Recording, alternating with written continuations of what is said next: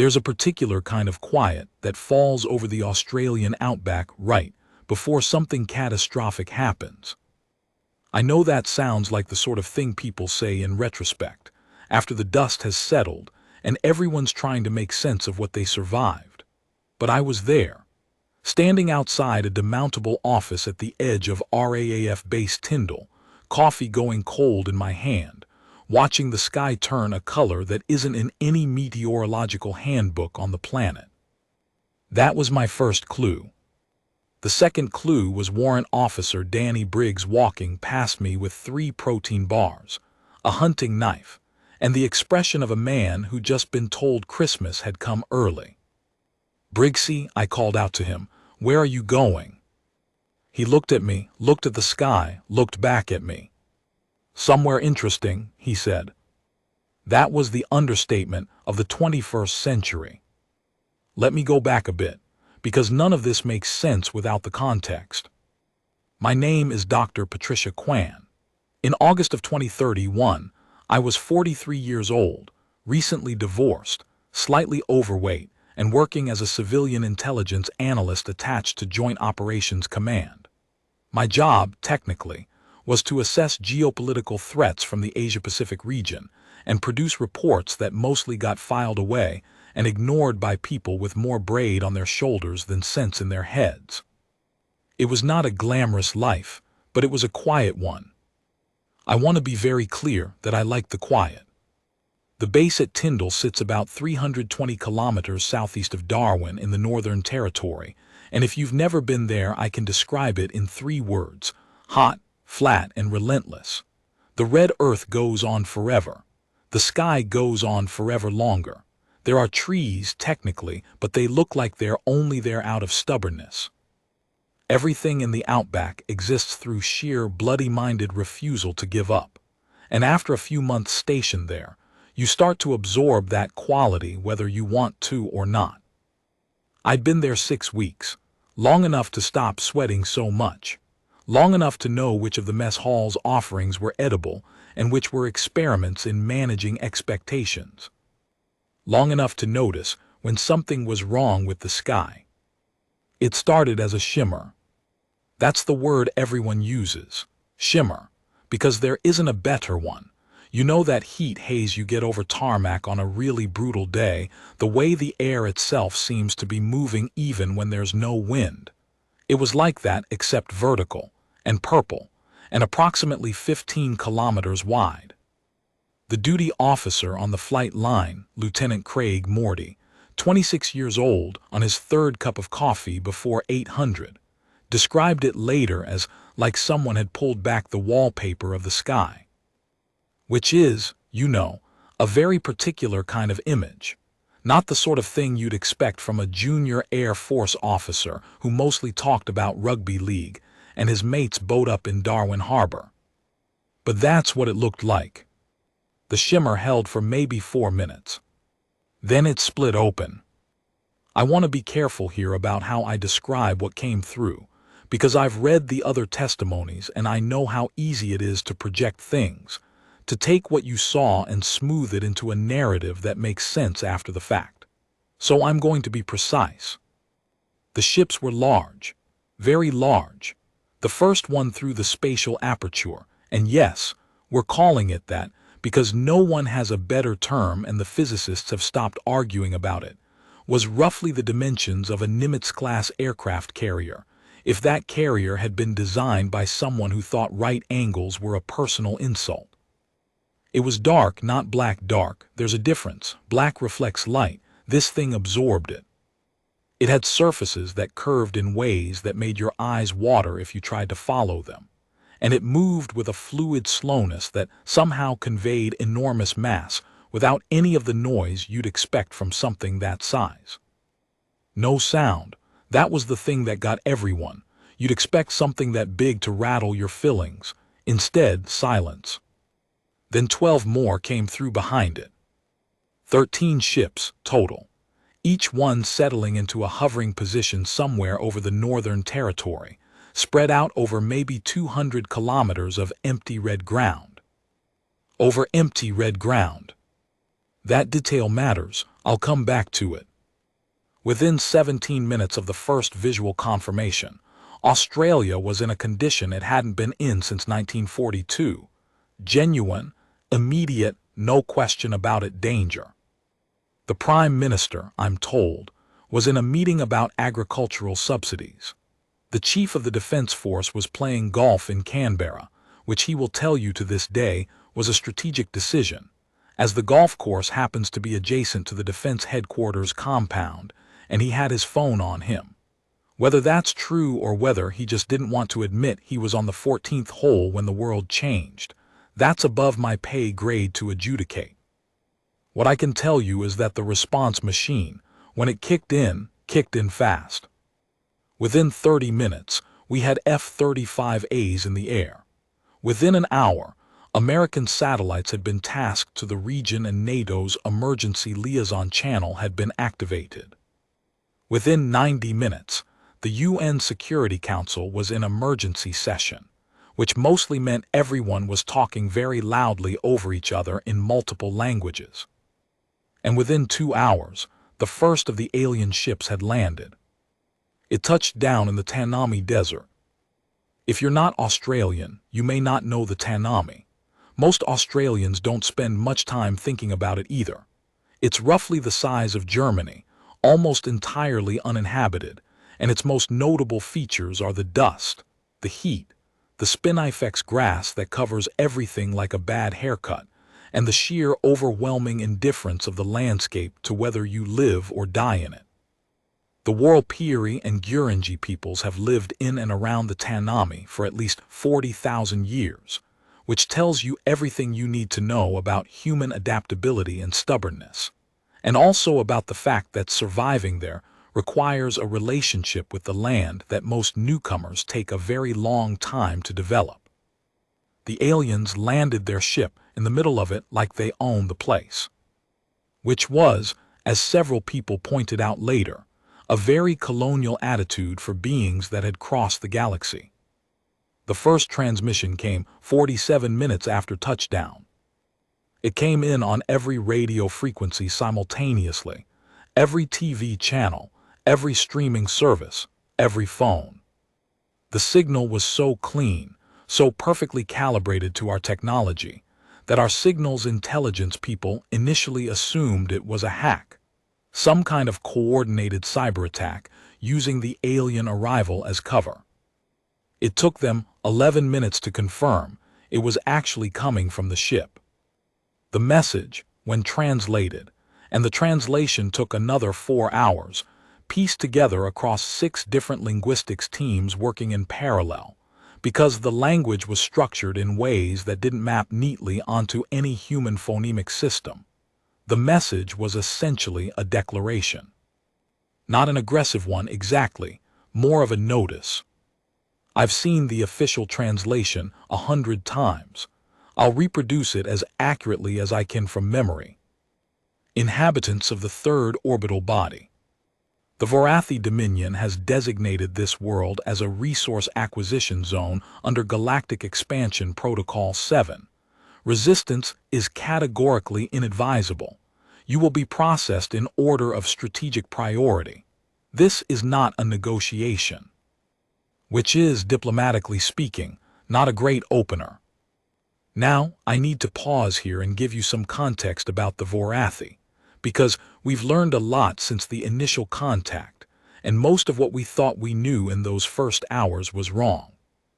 The Vorathi Dominion, and they absolutely called themselves that, capital D and everything, which tells you a lot about their sense of self-regard, were, as best our scientists could eventually determine, something like a cross between a cephalopod and a praying mantis, if both of those things had decided to spend several million years evolving specifically for war. They were about 2.5 meters tall. They moved on 4 articulated lower limbs and had 4 upper appendages, 2 of which ended in manipulator-type digits, and 2 of which ended in what I can only call built-in weapons, bony projections that could discharge concentrated energy at close range. Their skin was a kind of shifting dark bronze green that changed shades slightly based on their physiological state. Their eyes were lateral, giving them nearly 340-degree vision with no blind spot to speak of. They communicated through a combination of subvocal sound and low-frequency vibrational signals produced by structures in their thorax, which is why the translation was initially so difficult. Half the language was below the range of human hearing. They were, by any objective military assessment, formidable. They had conquered 43 inhabited worlds before they got to ours. They were not expecting the Tanami Desert. More importantly, they were not expecting what the Tanami Desert was hiding. Here's the thing about choosing to land in remote Australia. It seems from the outside like a tactically sound decision, far from major population centers, room to establish a perimeter, isolated enough to prevent a coordinated military response while you get your forces orientated. What it doesn't account for, what the Vorath's intelligence gathering, however sophisticated, apparently failed to flag, is that remote Australia is not, in fact, unpopulated or unmonitored. It has the Australian Army. Specifically, it has the 1st Squadron, Australian Special Air Service Regiment. And in August of 2031, 1st Squadron happened to be 3 weeks into a live-fire training exercise roughly 40 kilometers north of where the alien ship had just planted itself. Let me tell you about the SAS. The Australian Special Air Service Regiment is based in Swanbourne, Western Australia, but they operate pretty much everywhere. They've got a history going back to the Second World War, through Vietnam, through East Timor, through 2 decades in Afghanistan. They are, without exaggeration, among the most capable special operations forces on the planet. They are also, and I say this with complete affection, because most of them are genuinely lovely people when they're not terrifying, completely and utterly unhinged. This is not a criticism. This is a professional assessment. To do what they do, to train at the level they train, to maintain operational readiness in conditions that would make most people lie down and never get up. You have to have a certain relationship with discomfort, danger, and your own mortality that sits somewhat outside the mainstream.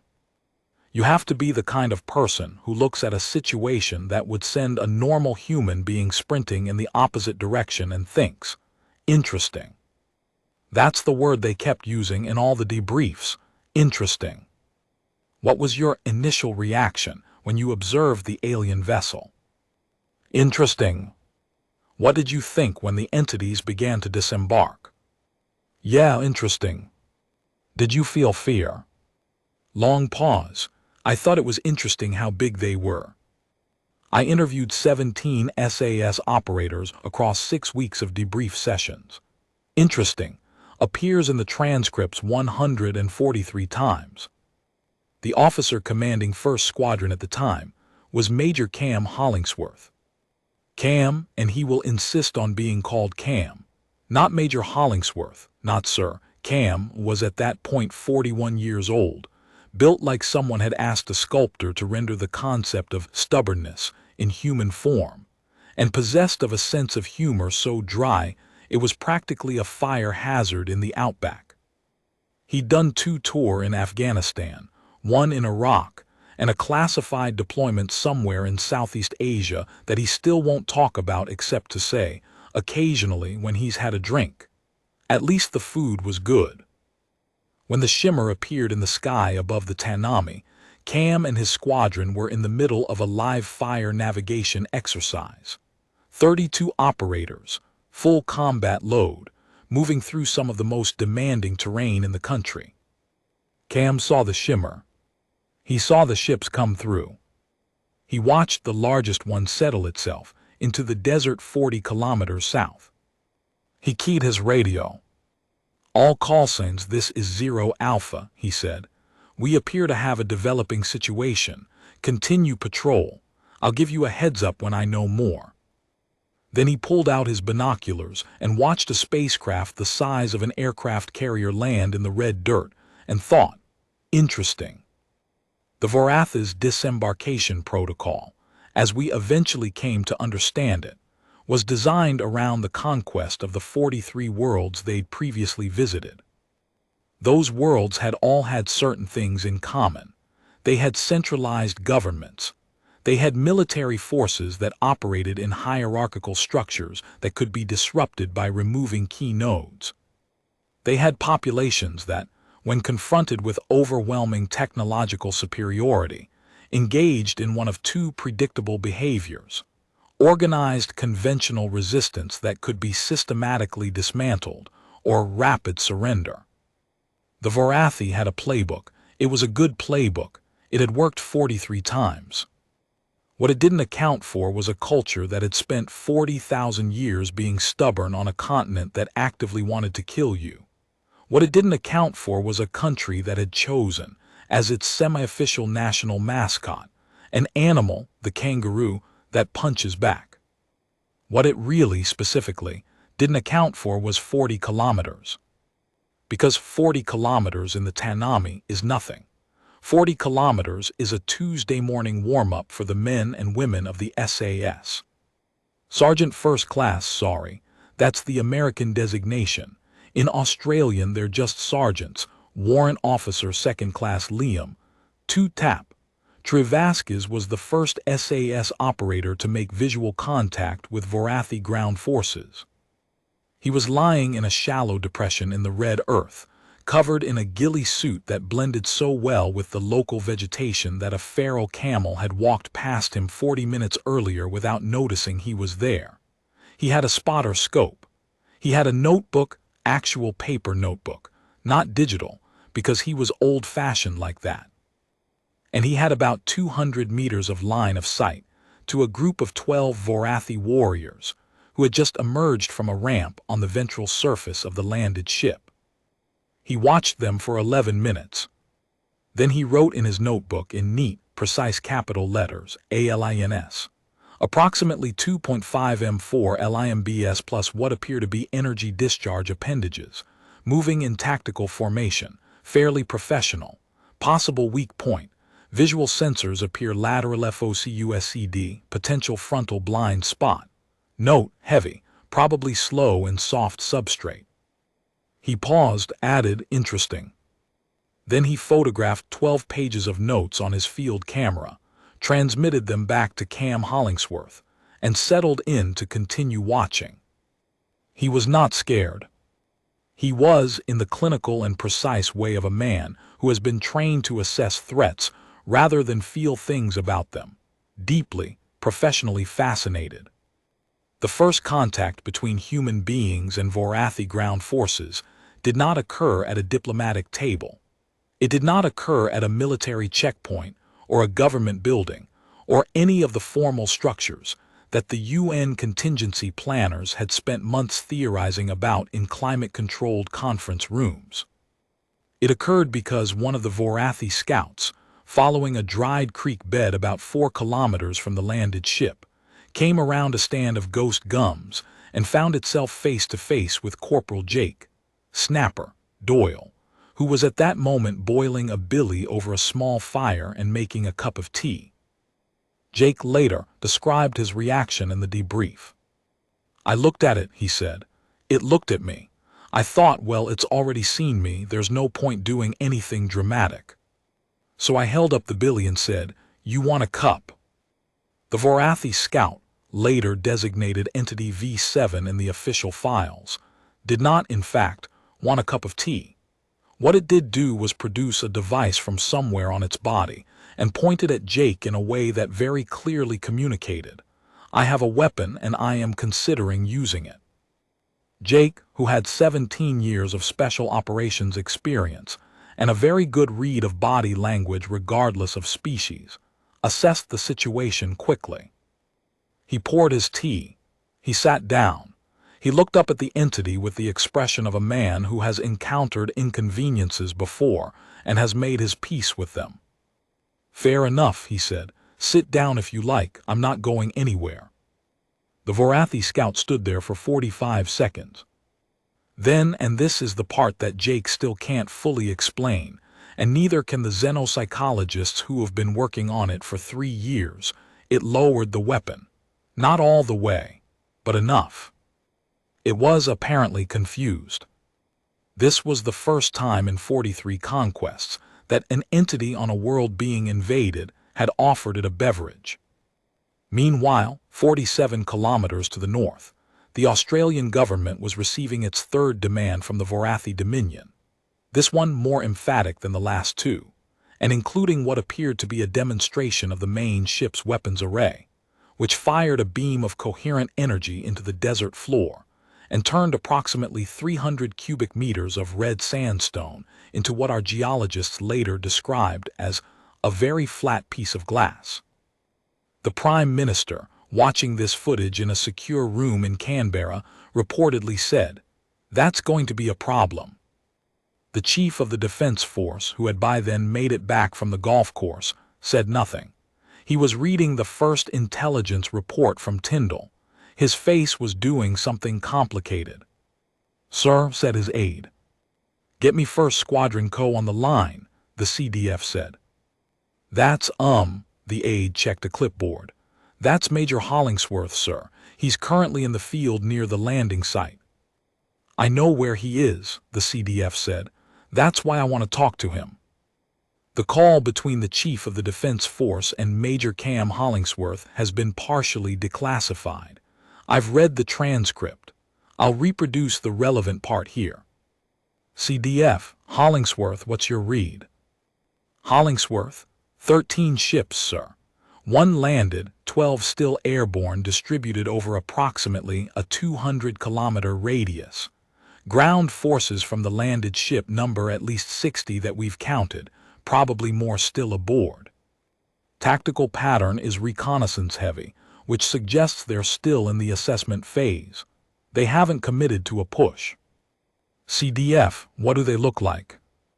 Hollingsworth, big, well organized, good tactical spacing, lateral visual fields with what my lads are assessing as a frontal gap, heavy builds probably a disadvantage in loose substrate.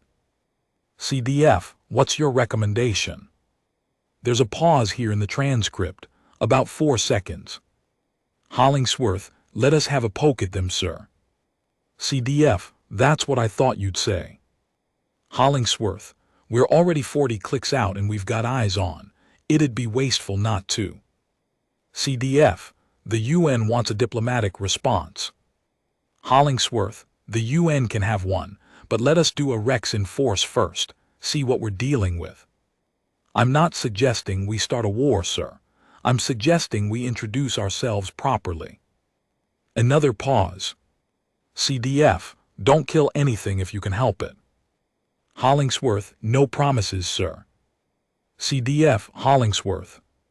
Hollingsworth, I mean we'll do our very best, sir. The introduction happened at approximately 14:30 hours local time, 3 hours and 22 minutes after the first ship came through the shimmer. Cam Hollingsworth walked toward the alien ship in broad daylight. Let me be clear about what I mean by this. He didn't sneak. He didn't run. He walked, upright, visible. With Warrant Officer Travaskis on his left and Sergeant Digger, Hargreaves on his right, and 29 other operators spread out across the terrain in concealed positions that would have been completely invisible to anyone who didn't already know exactly where to look. He was not carrying a white flag. He was carrying a rifle slung across his body in what is technically a non-aggressive posture, and his hands were visible. He was also carrying in his left hand a second billy that Corporal Doyle had somehow managed to produce, already boiling, because when Cam had mentioned over the radio that he was going to go introduce himself, Jake had said, "Take tea, sir. Trust me." The Vorathi reaction to a single human male walking toward their ship in the open desert was, apparently, not what their protocols had prepared them for. The first response was a patrol of 8 warriors, converging on his position from 3 different directions. Cam stopped walking, waited, let them come to him. The patrol leader, a Vorathi warrior later designated V-Commander 1, who turned out to be something roughly equivalent to a brigadier, approached to within 3 meters and raised one of its energy appendages. Cam looked at it, looked at the appendage, looked back. "Good day," he said. I have watched the recording of this moment approximately 90 times. There is a drone camera footage, one of ours, not the Vorath's that captured it from about 200 meters up. The resolution is extraordinary. The V Commander raises its appendage. Cam looks at it with the same expression you'd use if someone had offered you a parking ticket on your birthday, slightly inconvenienced, mostly unimpressed. Then, and this is the bit that gets me every single time, he holds up the billy. He physically offers the alien commander a cup of tea. The V Commander stares at him. 8 heavily armed warriors arranged in a tactical arc stare at him. Cam waits. There is a pause of approximately 14 seconds. I've counted. That might be the longest 14 seconds in the history of human-alien contact. Then Cam apparently decides that standing here being stared at isn't getting anyone anywhere, and he squats down, sets the billy on the red earth, and starts to make himself a cup like he's got nowhere better to be. This is, I have since learned, a very specific SAS thing. The patience, the refusal to be rushed, the absolute conviction that time is not a resource you ever let someone else control. They train it. Deliberately. You will do selection and they will make you wait for hours, for days sometimes, without telling you why or when it'll end, just to see how you handle the waiting.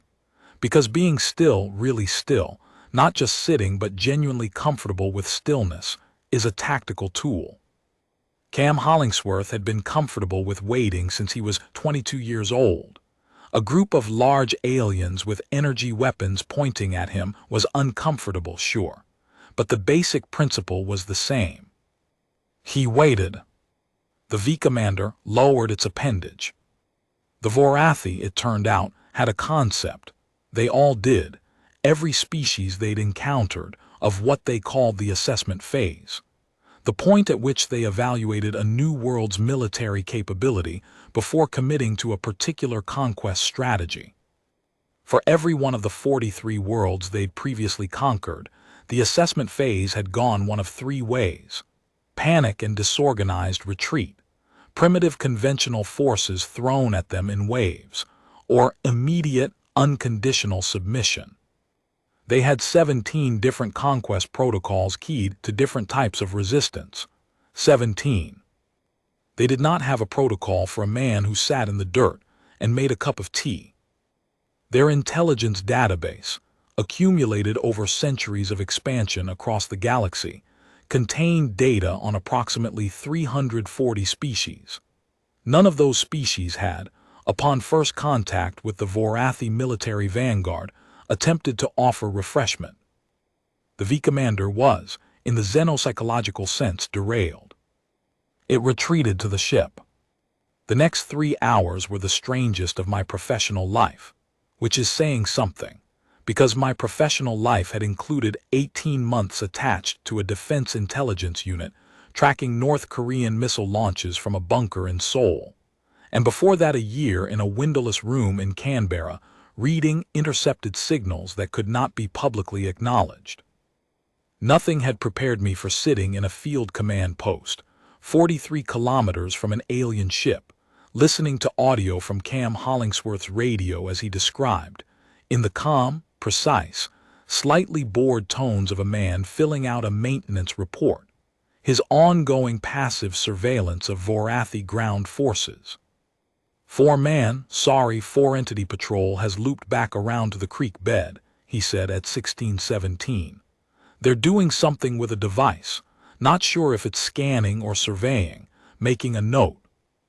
2 of the entities near the ramp have changed stance, he said at 1634. I'd call it at ease, getting comfortable, interesting. They've sent another patrol out, he said at 1651. This one's moving north. Northbound patrol is moving more slowly than the previous ones. I think they're looking for something. Pretty sure they're looking for me. And then, at 1703, in a tone so conversational it took me a moment to process what he'd actually said. "Ah, found me. There's a scout about 15 meters to my left that just appeared from nowhere. Good technique. Give it points for that. I'm going to stay still and see what it does." What it did eventually was come closer.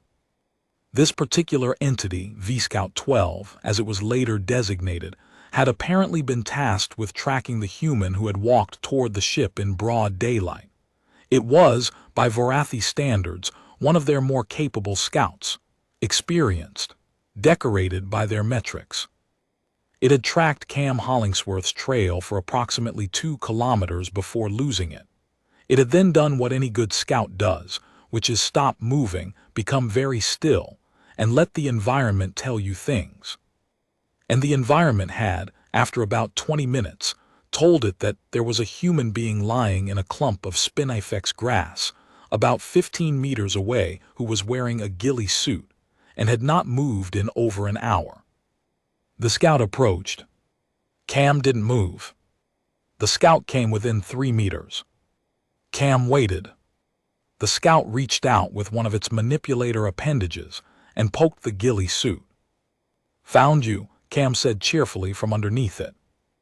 The scout reportedly made a sound described by the drone audio as something between a foghorn and a kettle, which our xenopsychologists later categorized as a Vorathi distress vocalization.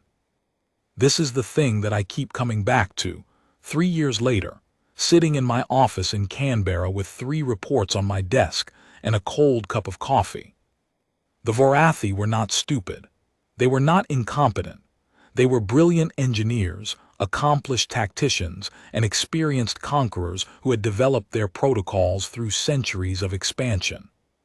But they had never met anyone quite like the SAS. Because the thing about the SAS, and this is the thing that took me several weeks of debriefs to fully articulate, is that they don't operate through fear. Fear is a thing that happens to normal humans when they encounter danger. The SAS, through selection and training and years of operating in places that will actively try to kill you, has developed a different relationship with it. They operate through information. Cam Hollingsworth, lying in a clump of spinifex grass with an alien scout 3 meters away, was not scared. He was gathering data. He was noting how the entity moved, where its visual receptors were oriented, how it reacted when surprised. He was adding to a picture. The Vorathi, confronted with this reaction, had a problem they hadn't encountered before. Their invasion protocols were built around leveraging fear. You demonstrate overwhelming force. The native species responds with either panicked resistance or surrender. You adjust your approach accordingly and proceed. What do you do when the native species responds with patient, professional curiosity? The V-commander didn't know. Neither did its commander, or its commander's commander. The second Vorathi transmission came at 1800 hours. It was different from the first, less declarative, more questioning. The translation team worked on it for 2 hours and eventually came back with the designation of the individuals currently conducting surveillance of our position is requested, which, stripped of the formal linguistic structure, essentially meant, who are those people and what are they doing? The Prime Minister, in consultation with the CDF and via satellite link, the US President and the UK Prime Minister, decided that this warranted a response. The response was drafted by 3 different foreign affairs departments, reviewed by 7 different advisors, and edited to the point where it had about as much personality as a wall. Cam Hollingsworth was not consulted on the response. He sent his own. It was short. It went in full, "G'day, we're just having a look. Nothing to worry about." He transmitted it on the same frequency the Vorathi had used, because Signals Intelligence had cracked their encryption about 40 minutes after the first transmission, which was a fact that no one had told the Vorathi. The V-commander's response, translated with an increasing sense of disbelief by the linguistics team, was, Your designation is requested. Cam said, "First SAS, Australian Army, you can call me Cam." There was a pause of about 11 minutes. Then, the individual designated Cam is advised to withdraw. This is a military operation. Cam said, "Yes, same for us, mate, small world." By the time darkness fell over the Tanami, 3 things had happened that the Vorathi had not expected. First, their ground reconnaissance had been comprehensively watched by 32 hidden human observers, who had built a detailed tactical map of Vorathi patrol patterns, response times, sensory limitations, and communication protocols, without the Vorathi being aware that most of this observation was happening. Second, every probe they sent north, toward the nearest major human settlement, had been quietly, efficiently redirected. Not by force, by the kind of terrain management that comes from knowing the land better than the invader. A patrol would head north, encounter what appeared to be an impassable dry creek bed, divert east, find another obstacle, divert again, and somehow end up back where it started, slightly confused, having made no actual progress. This was not an accident. Cam had deployed 12 operators across the terrain to manage exactly this, and they were doing it through a combination of knowledge, patience, and a very specific understanding of how unfamiliar organisms behave when slightly disorientated. Third, Corporal Doyle had made contact with V-Scout 12 again, and this time V-Scout 12 had stayed. Jake Doyle and V-Scout 12 sat across from each other in the desert dark, and Jake talked. He talked the way he always talked, which was easy and slow and without any apparent agenda. He talked about the Tanami, about what it was like in the wet season when the creek beds filled and the desert briefly, improbably bloomed. About the feral camels that were, technically, a pest but which Jake had always had a soft spot for because anything that survived this long in this country deserved your respect. About his mother's property outside Broken Hill, which he visited when he wasn't deployed, and about the sheep that his mum still ran because she refused to do anything else. V-Scout 12 listened. Whether it understood any of it before the translation protocols were established is debatable, but it listened. It stayed, and at some point in the night it made a sound that the audio recording picked up and that the xenopsychologists, when they heard it later, said was consistent with a Vorathi physiological state of relaxation. It was, apparently, comfortable. Jake had no idea what this meant strategically. He was just talking because the silence of the Tanami at night can press on you, and he'd always been someone who talked when it pressed. But it was, it turned out, the most diplomatically significant conversation of the first night of the alien invasion. By 300 hours, I had been awake for nearly 22 hours. I was sitting in the field command post at Tyndall, surrounded by intelligence analysts and signals officers and military personnel of various ranks, all of whom were doing important things at great speed. There was coffee everywhere. There were screens everywhere. There was the particular smell of a confined space full of people who are operating on stress and caffeine, and the adrenaline that comes from genuinely not knowing what tomorrow looks like. General Franklin, who had flown up from Darwin to take command of the local response, was at the front of the room with his operational staff. They were working through contingency plans. If the Vorathi moved north, this. If they came through the air, that. If they deployed weapons again. A signals officer held up his hand. "Sir," he said, "I've got something." He put audio on the main speaker. It was the Vorathi frequency. And on it, in the clear, in something that was almost but not quite English, an English that had clearly been assembled from 17 different data samples, and the equivalent of a very literal machine translation, was a voice. It said, "We wish to speak with the one called Cam." The room went quiet. General Franklin looked at the signals officer, looked at the speaker, looked at me for some reason, possibly because I was the intelligence person and therefore supposed to know what things meant. "Get me Hollingsworth," he said. The conversation between Cam Hollingsworth and the V commander, conducted across open radio in the Vorath's reconstructed English, which got better at a frankly alarming rate over the course of about 4 hours, suggesting that their translation capabilities were significantly beyond ours, was the first real dialogue between humanity and an extraterrestrial intelligence. It was also deeply, profoundly Australian. The V commander asked, "Why do your soldiers not retreat?" Cam said, "Nowhere better to be, mate." The V commander asked, "Why do you not request terms?" Cam said, "You haven't done anything worth requesting terms about yet." The V commander asked, "Our assessment indicated this region was unpopulated. We selected it to minimize initial resistance." Cam said, "Yeah, we get that a lot." There was a pause. "You were already here," the V commander said. "It wasn't quite a question." "We were on exercise," Cam confirmed. "Lucky timing." "You call this lucky?" Cam appeared to think about it for a moment. "We call it Tuesday," he said. At 5:47 hours, with the dawn coming up orange and brutal over the red earth, the V commander made a request. It wanted to meet. Formally in person, in the open.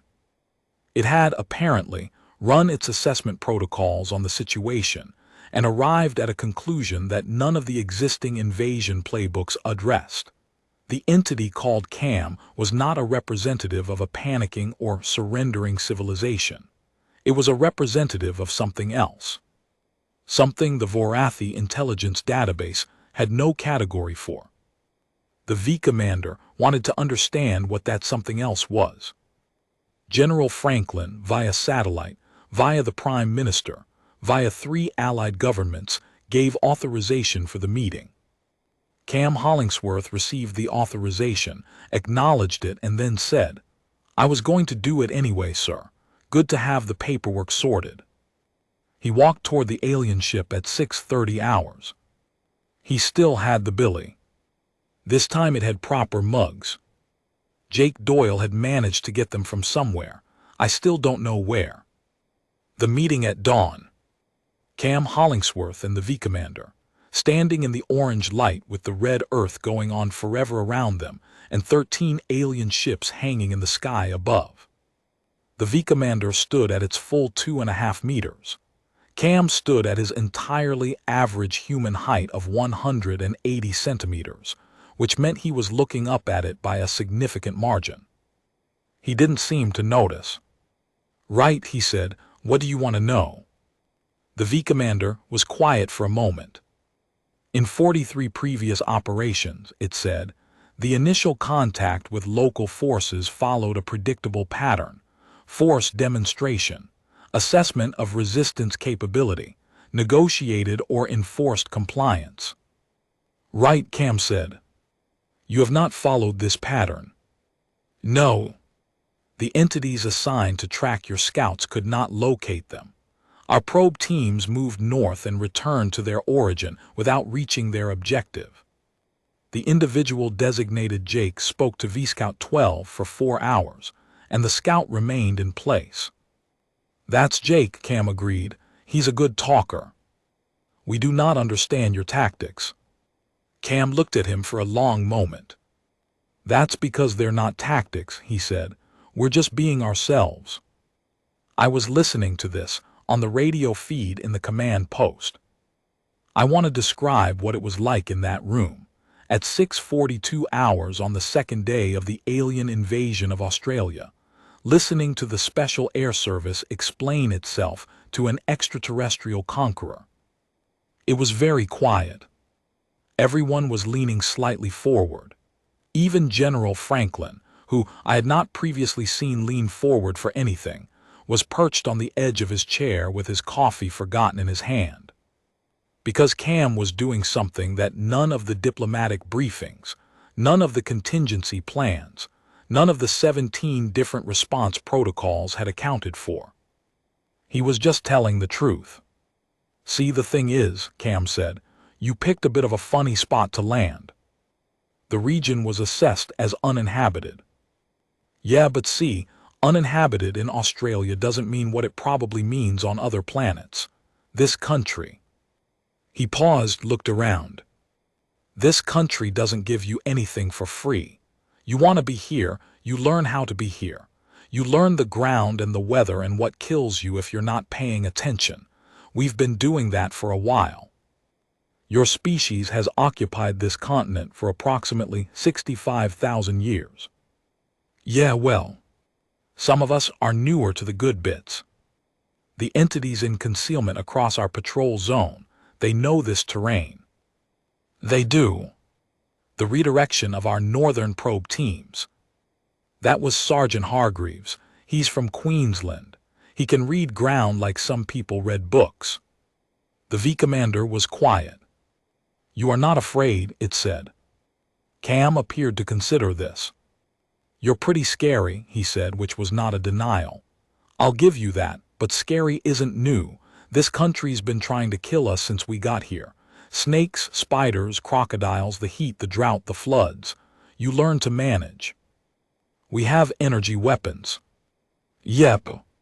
Capable of destroying significant surface area. Saw that.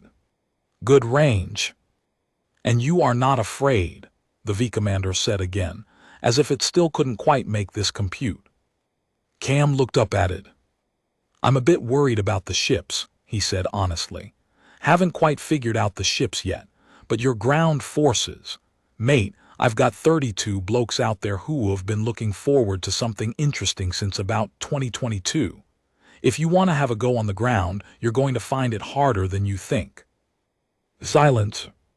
Your threat assessment of our forces is insufficient, the V commander said.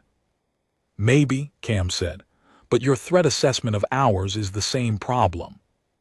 The sun was fully up now. The desert was doing what it does in the morning, which is turned from orange to a kind of hard, uncompromising gold that makes everything look both beautiful and lethal. The V commander stood very still. Around it, its 8-warrior escort had been standing in their tactical arc for nearly an hour. Several of them had shifted position, which our people watching from concealment noted was unusual. The Vorathi didn't typically show physical discomfort in the way that humans do, so the shifting was significant. The ground was not comfortable. Loose red sand, shifting under weight. Not ideal terrain for beings that had evolved on a world with very different surface composition. Cam noticed the shifting. You lot want to sit down, he asked the escort generally. The warriors looked at the V commander. The V commander looked at Cam. Vorathi warriors do not. Yeah, I'm not asking you to do anything undignified, Cam said. Just the sand's loose, you're on your toes, it's going to get to 40 degrees by noon. Stand on your heels, it's better. He demonstrated, which was slightly absurd given that he was wearing standard-issue boots, and they had whatever their equivalent of feet were, but the principle was clear. 2 of the warriors adjusted their stance. The V commander watched this. Then carefully, it adjusted its own. Later, I asked Cam what he had been thinking in that moment. He looked at me for a moment across the debrief table. I was thinking, he said, that they'd traveled across the galaxy in ships we still don't fully understand, and they were standing in the wrong bit of their feet in loose sand like any other rookie who'd never done desert work before. And that made you feel like we had more in common than not, he said, which is always useful. Then he picked up his coffee, decided it was cold, and set it back down. Also, he said, I thought Jake was right about the tea. They came here to conquer a planet. They met 32 blokes who thought it was interesting. I genuinely cannot explain how that ends the way it does without sounding like I'm making it up. But here we are. Major Cam Hollingsworth, 1st SAS Squadron, in closing testimony. The second day began with something none of the military planners had predicted. The Vorathi asked for a joint patrol. Not a surrender negotiation, not a territorial concession, not a ceasefire agreement. A patrol. They wanted to walk the ground with Cam Hollingsworth's people and see how it was done. General Franklin, when this was relayed to him via Cam's radio, sat in silence for approximately 8 seconds. I counted because I was in the room, and there was nothing else to do while we waited for him to process it. "They want to what?" he said. "Walk the ground, sir," the signals officer said. "That's the translation." General Franklin looked at me. I had no idea why he kept looking at me. "Is this a military trick?" he asked. "It might be," I said, "or it might be exactly what it sounds like." "Which is?" I thought about it. "Sir," I said, "I think they're curious." Curiosity in an invading force is not something that the defense planning manuals address. The scenarios are aggression, deterrence, negotiation, surrender. Curiosity is not in the index. But there it was. The Vorathi Dominion, over the 43 worlds they had conquered, had apparently developed a very fixed idea of how things went. They arrived. They demonstrated power. The local species reacted predictably. They proceeded. It was efficient. It was systematic. It had the kind of smooth operational logic that comes from doing the same thing enough times that it stops requiring thought. And then they landed in the Tanami Desert, and everything stopped being smooth. Because the thing about the SAS is not that they're terrifying. Well, they are terrifying. But the terrifying part isn't the weapons or the training or the physical capability, though all of those things are genuinely impressive. The terrifying part is that they are completely, utterly impossible to predict. The Vorathi ran on pattern recognition. 43 worlds worth of pattern recognition. They had seen fear, and they had seen aggression, and they had seen despair, and they had seen submission. They had protocols for all of it. They did not have a protocol for a man who offered them tea and then waited. The Joint Patrol was authorized at 900 hours on day 2. 4 Vorathi, 4 SAS. Walking the terrain together. Cam paired himself with the V Commander, which was either very smart or very brave and was probably both. He put Warrant Officer Trey Vasquez next to V-Scout 12, because Jake had already established something approximating a rapport there. Sergeant Hargreaves got paired with a Vorathi warrior he immediately and privately designated, the big one, because it was, visibly and by a meaningful margin, the largest entity they'd yet encountered. The fourth pair was Corporal Anya Rook Patel, and a Vorathi scout that she later described as the nervous one, because it kept checking its peripheral visual fields in a pattern she recognized as low-grade alertness. "I get it," Rook said in the debrief. "First time somewhere new, you watch everything. I do the same thing in a new operating environment. I told it that." "How did you tell it?" She shrugged. "I just said, I know it's a lot. You'll get the feel for it." And then I stopped looking at it directly and just kept walking, because sustained eye contact can feel aggressive in a new space. "You adapted human social protocols for an alien species." "It's not that different," she said. "You watch what makes them comfortable and you do more of that. Basic fieldcraft, really." The Joint Patrol covered about 8 kilometers of terrain over 3 hours. What happened in those 3 hours was not, on the surface, dramatic. 4 humans and 4 aliens walked through the Australian desert. They stopped at points of interest. They communicated through a translation system that Signals Intelligence had assembled overnight by running the Vorathi's own frequency data through about 6 different analytical layers, producing something that was functional if imperfect. But the things that were said during those 3 hours, and the things that were shown, and the things that were understood, those things mattered enormously. The V-Commander asked Cam how the terrain was navigated. Cam explained the stars, the wind, the way the ground told you things if you were paying attention, the way dry creek beds ran, the way certain vegetation clustered around subsurface water, the way the red dust settled differently over hard substrates versus loose ones, the way shadows moved, and what that told you about time and direction. The V commander listened. Its translation device caught most of it and rendered it in Vorathi. You could see it listening harder when something didn't immediately map to a concept it had. Then it said, "You navigate by accumulated knowledge, not technology." "Both," Cam said. "But you want to be able to do it without the technology, because technology fails." "Our navigation systems do not fail." "Everything fails eventually," Cam said. "In this country especially." The V commander looked at him for a moment. "Your confidence in that statement," it said, "suggests experience." "Plenty," Cam agreed. Sergeant Hargreaves and the big one had a different kind of conversation. Hargreaves didn't talk much. That was known about him.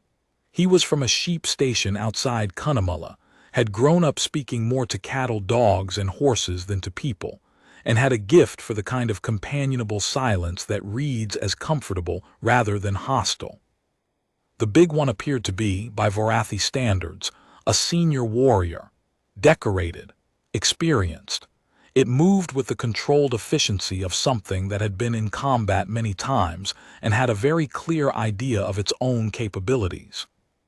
Hargreaves respected that in a similar way that he respected a good stock horse, not effusively, not with ceremony, but genuinely and without pretense. They walked side by side and Hargreaves pointed out things. The track of a goanna in the red dust.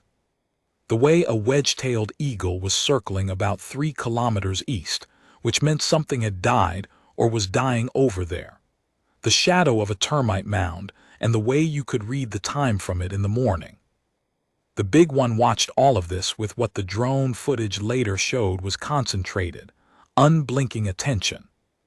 At some point, Hargreaves stopped and crouched at a piece of ground and traced something with his finger.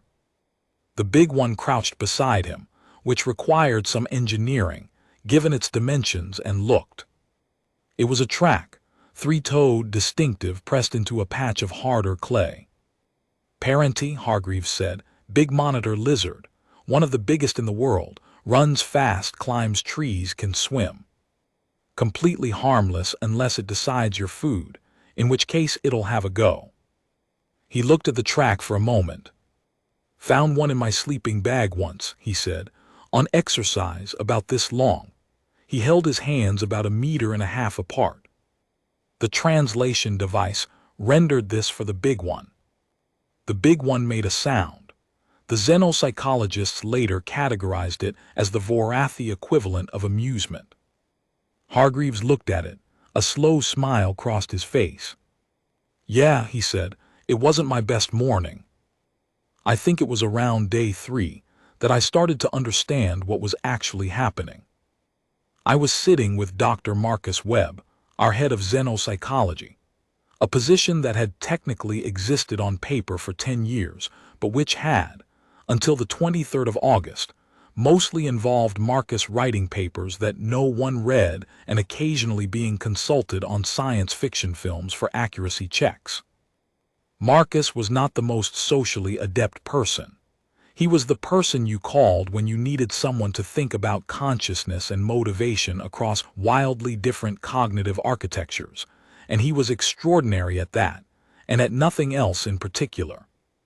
He was looking at the drone footage from the Day 1 patrol, the bit where the Vorathi warriors adjusted their stance on Cam's suggestion. "What do you see?" he asked me. I watched it. 2 alien warriors on the advice of a human, shifting how they stood. "Compliance," I said. They followed his lead. "No," Marcus said. "Look at the sequence. They looked at the V commander first. It was the V commander that went first. The warriors followed the V commander." I looked again. He was right. "So the V commander complied," I said. "The V commander accepted practical advice from a perceived inferior on a matter of physical comfort," Marcus said, "in front of its escort. That is not compliance. That is something much more interesting." "What?" "It is the behavior of an entity that is, cognitively, in an assessment phase it didn't expect to be in," Marcus said. They came here to conquer. They expected to be the ones doing the assessing. Instead, they find themselves being assessed, and they know it, and... He stopped, rewound the footage to the moment Cam had looked up at the V commander.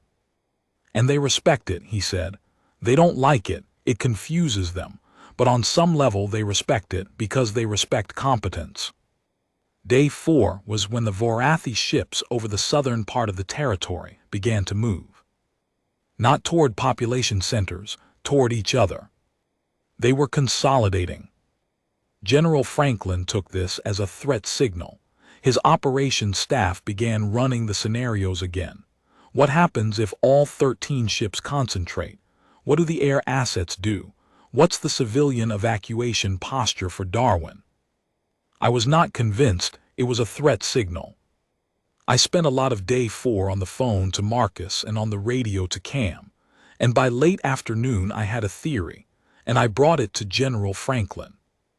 "Sir," I said, "I think they're having a meeting." He looked at me. "The aliens are having a meeting," he said. "Yes, sir. The consolidation pattern isn't tactical. There's no aggressive posture, no weapons deployment, no ground forces movement. They're gathering their command structure. To decide what? Whether to continue with the original operational plan," I said, "or whether the situation on the ground has changed their assessment." Franklin was quiet for a moment.